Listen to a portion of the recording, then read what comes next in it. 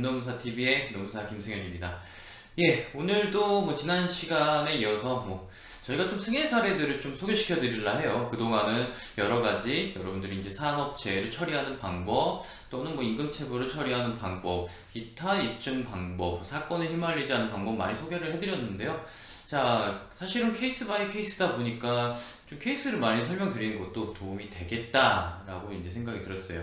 사실 요즘에 많이들 전화 문의를 주시고, 이제 방송을 보고 스스로 이제 사건을 해결해 보신다, 또는 해결을 했다, 이렇게 고마움을 전해 오시는 분들도 있습니다.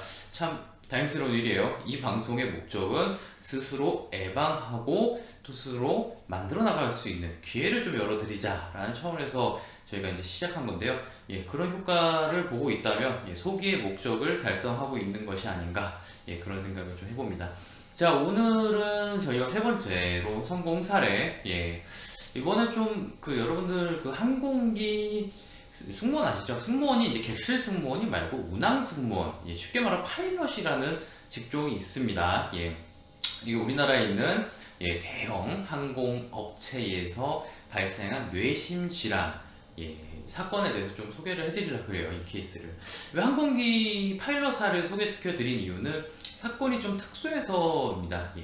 사실 이제 저희한테 들어오시는 사건도 그렇고, 아마 시청을 하시는 여러분들이 혹시 주변에서 뇌심질환이 뭐냐, 뇌경색, 뇌동맥, 혈성, 심질환, 말 그대로 심장과 뇌, 그리고 혈관 쪽에 보통 문제가 생겨서 혈액순환을 원활하지 않아서 이제 발생하게 되는 우리 흔히 이런 거 있잖아요. 윽하고 자꾸 3초 안에 가고 참 무서운 거죠. 그런 종류의 질환인데 이것도 산업재해의 대상이 됩니다. 다만 좀 조건이 까다로운 건 좀 있어요. 오늘 근데 이 케이스를 제가 이걸 증명한 방법을 설명해 드리는 게 아니라 항공기 파일럿 사례를 설명해 드리려 하는 거예요. 먼저 이제 객실이 아니라 파일럿인 분은 이날 좀 LA로 가는 항공기 운항을 담당을 하셨어요. 이제 국제선을 전담으로 다루시는 분인데, 문제는 이제 LA 도착해서 극심한 피로를 느끼고, 이제 항공기 파일럿들은 자각 증상을 이제 체크하는 게 있어요. 여러분들도 비행기에 수백 명이 타는데 조종사가 이렇게 되면 난리 나시는 거 아시죠? 그래서 자각 증상을 체크를 해보니 스스로 이상 증세가 나서 비행을 스스로 거부를 하고, 미국 현지에서 LA죠. 미국 현지에서 뇌심 질환에 관한 이제 진료를 받고 이제 한국으로 돌아오신 이제 파일럿 분의 얘기입니다.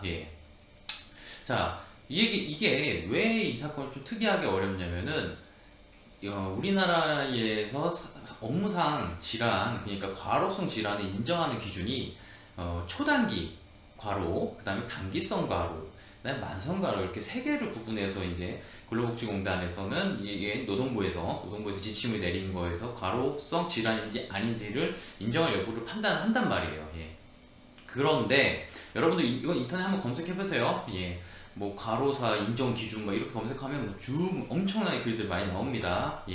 그거 보시면은 시간이 이제 가장 좀 문제가 돼요. 무슨 얘기냐면 얼마만큼의 업무 시간을 가져서 사람이 쓰러져서 말 그대로 과로성으로 문제가 생겼나, 신체 문제가 생겼나에 대한 기준인데, 오늘은 이거에 대해서 구체적인 얘기를 하려는 게 아니기 때문에 제가 이제 이것만 기억하세요. 지금 최근 개정된 고시 기준은 일단은 52시간, 3달 동안 주 4주 평균에서 52시간이 나오는지 여부를 좀 들여다보는 겁니다. 이건 한번 검색을 직접 해보세요. 자, 항공기 승무원들 왜 어렵냐면은 이 일반적 기준, 뇌심질환 기준에 들어맞기가 너무 어려워요. 왜냐 그러면 이분들은 하루 밤낮 없이 비행기 날아가서 도착해서 대부분 바로 오는 게 아니라 어느 정도 휴식을 가져요. 1박 2일이든 이렇게 다음 비행기 타임을 가지고, 또 비행기가 또 다른 나라로 또 날아갔다가 몇백 며칠 있다가 들어오기도 하고, 그러니까 이분들이 밤샘 비행기를 조종하고 그렇게 운항을 해도 일반 노동자에 비해서 이 업무 시간, 근로 시간 스케줄이 잡히는 게 굉장히 적단 말이에요. 이게 그러니까 그런 기준으로 나가면은 항공기 승무원들은 과로성 질환이 인정될 여지가 없어요. 사실은 이 기준이 문제가 있는 거죠. 무슨 얘기냐면 이 기준은 보편타당한 기준이 아니에요. 예. 제가 아시는 모 노무사님께서 사실 이거 노동부의 질의를 이제 보내셔서 이 기준은 예시적인 거다. 단기성 과로에 대한 기준, 초단기 이런 예시적인 거다 받아내시기도 했지만 현실 실무에서는 굉장히 절대시 여겨지는 것도 사실이에요. 예. 법원도 마찬가지예요. 이 기준에 얼마나 가까이 있느냐, 어프로치 했느냐를 상당히 눈여겨 지켜본단 말이에요. 예.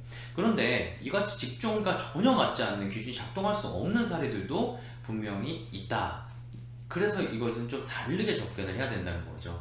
자, 우리가 노동시간, 업무시간만을 가지고 접근을 할 수가 없으므로 결국은 뭘 해야 되겠어요? 그분의 업무 형태, 변화, 강도, 그날의 이벤트 모든 사항을 점검을 할 수밖에 없어요. 그러니까 포커스가 일반적인 과로성 질환이면 노동 시간에 포커스가 맞춰져 있다면 이거는 노동의 질적 변화, 어떤 특성한 이벤트로서 항공기 승무원이 이제 과로성 질환인지 여부를 판단할 수밖에 없었다는 거예요. 예. 이 사건 같은 경우도 저희가 이제 제일 먼저 좀 한 작업이 비행 스케줄을 전부 분석하는 작업을 했어야 돼요. 예. 이제 항공기 승무원들, 특히 파일럿 분들은 자기 이제 파일럿북 같은 비행 경력을 유지하기 위한 기록이 굉장히 좀 상세하게 남아져 있습니다. 예. 이제 저희가 면밀히 좀 분석을 하다 보니까 이상 패턴을 좀 보이는 부분이 있었어요. 예. 자, 이게 첫 번째 포인트입니다. 이상 패턴을 보이는 부분을 찾아내고 그것에 대해서 이유를 확인을 했어야 돼요. 예. 이분 같은 경우는 상당 기간 경력이 있는 파일럿이다 보니까 교관 업무를 이제 상당 기간 수행을 했단 말이에요. 이 교관 업무를 수행하다가 교관 업무를 수행할 때는 이제 다른 조종사들이 가리키는 업무를 수행하다가 항공 교관 업무가 이제 끝나면서 비행 물량이 굉장히 늘어났단 말이에요. 이런 이상 패턴을 하나 볼 수가 있었고, 두 번째로는 그 재해가 발생한 쓰러지기 직전 비행의 이상 패턴도 저희가 발견을 했습니다. 예. 그 이상 패턴이라고 뭐 하면 뭐냐면 평상시에 11시간가량에 날아갈 수 있는 거리가 여러 뭐 기류의 변화든 그 각종 그 항공기 주변 환경의 변화에 따라서 그날따라 12시간 이상을 날아갔어야 되는 상황이 발생을 했단 말이에요. 예. 그때 항공기 기준은 다 달라요. 무슨 얘기냐면 10시간 이상 날아갈 때 몇 명, 12시간 이상 할 때 4명 이런 식으로 이제 기준이 다 다릅니다. 예. 어때요? 이 항공기는 일단은 11시간 정도로 예상하고 날아갔던 항공기인데 경작 뚜껑을 열어보니까 12시간 이상 비행을 했어야 되는 그날의 이벤트가 발생했고, 저희가 전체 로그북을 분석해 본 결과 이것이 거의 10 몇 년 만에 나타난 이벤트란 말이에요. 자, 이벤트가 발생한 거예요. 예. 자, 이럼으로써 무슨 일이 발생했느냐, 이분한테는 평상시에 근무 스케줄에 따라서 교대하는 스케줄이 이상하게 꼬여버려요. 예. 그러니까 승무원 항공기 파일럿이 처음에 2명이 들어가고 1명이 빠지고 1명이 들어가고 이런 식으로 로테이션제로 이제 비행을 하는데, 이 로테이션이 한 타임 이상 더 들어가야 되는 그런 문제가 발생을 한 거죠. 예. 또 그 비행 조종도 그 이륙할 때, 착륙할 때, 그러니까 쉬는 시간이 상당 부분 삭감이 돼 버리는 이런 문제도 저희가 포착을 해냈습니다. 예. 자, 어때요?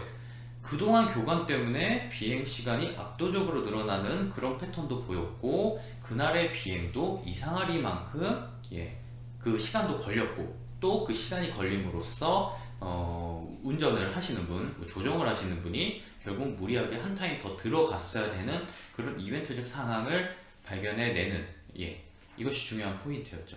그리고 또 한 가지 저희가 좀 많이 지적한 문제는 뭐냐면 항공법이에요. 사실 항공법상 한 파일럿이 비행을 할 수 있는 총량의 시간이 정해져 있어요. 근데 이걸 절대 위반하진 않을 거예요.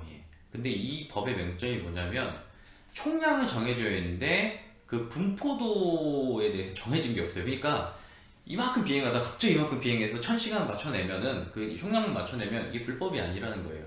사실 이 문제 때문에 이게 발생하는 사건으로 보이고 저희는 그거에 대해서 굉장히 좀 어필을 했었고, 또 이제 마지막으로 저희가 어필한 건 현지에서 응급조치가 적절하게 취해졌느냐. 사실 파일럿이라는 직종은 필연적으로 외국에 나가서 업무를 하기 때문에 사실 현지 의료 사정에 따라서 굉장히 취약해질 수밖에 없어요. 우리나라처럼 이제 의료 체계가 발달하고 의료보험이 잘 돼 있고 긴급한 조치가 딱딱딱 체계적으로 이어가는 게 아니라, 뭐 미국만 해도 여러분 아신 분은 아실 거예요. 보험이 되느냐, 그 다음에 초동 조치에 대해서 굉장히 책임에 대해서 민감한 나라이기도 해요.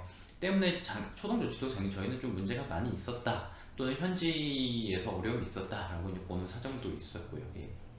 자, 이 케이스는 결국적으로 제 기억으로 한 2번 정도 심사를 했던 것 같아요. 이제 한 번 심사위로 갔더니 다시 심사를 하자. 예. 뭐 쉽게 용인하기에는 좀 어려웠겠죠. 2번째 심사로 갔을 때 저희가 이렇게 설명판까지 만들어가면서 비행 경로와 비행 패턴, 그다음 조종사들이 어떻게 업무를 하는지 되게 설명하는데 좀 공을 들였어요. 예. 그 다음에 그날이 얼마나 비정상적으로 상황이 있었는가에 대해서 설명을 좀 드렸고요. 예. 뭐 대략적인 이런 노력과 이제 당사자분이시죠. 굉장히 뭐 의지가 좋으신 분이에요. 예. 이분이 굉장히 설명을 좀 잘 해주셔서 파일럿분이 저희 또 비행 체계를 이해하고 결국은 이제 거의 질병판정위원회에서 이제 심사위원들을 좀 설득할 수 있는 계기가 됐죠. 예. 예, 이분은 결과는 되게 좋습니다. 예. 사실 뇌심 질환이 완벽하게 회복해서 직무에 복귀하는 게 흔한 일은 아니에요. 근데 이제 이분은 이제 결국 재활에도 성공하시고 업무에 복귀하고 지금도 파일럿 업무를 이렇게 봐 나가시는, 예. 뭐 어떻게 보면 참 좋은 케이스죠. 예. 자, 오늘 김nom사 TV에서는 이렇게 뇌심 질환이 실제 사건화돼서 어떻게 처리되어지는 과정을 좀 설명을 드렸어요. 성공 사례지만, 예. 여러분들이 인터넷에 찾아보는 그 정보는 기준이에요, 사실. 기준이지만 그것이 맞아 떨어지면은 사실 저희한테 오시지 않죠. 예. 자, 여러분들이 제가 이제 오늘 좀 이렇게 말씀드리고 싶은 거는 기준에 맞지 않더라도 이벤트, 스토리가 맞는 우리가 적어도 내용을 확인하고 입증하고 거기다 설명해낼 수 있다면은 뇌심 질환 이런 사건도 기준에 맞지 않은 사건도 승인이 나긴 난다. 예시적인 것이다. 모든 것에서 다 적용되는 것은 아니다. 이렇게 좀 설명을 드리고 싶어요. 예. 오늘 김nom사님이 여기서 좀까지 해서 좀 마치고요. 이어관해서 좀 궁금한 사항 있으시면은 저희 댓글 또 네이버 카페에 글 올려주시면은 저희가 가능한 선에서 좀 말씀드리도록 하겠습니다. 자, 오늘 여기까지 마치고요. 좋아요, 구독 부탁드리겠습니다. 감사합니다.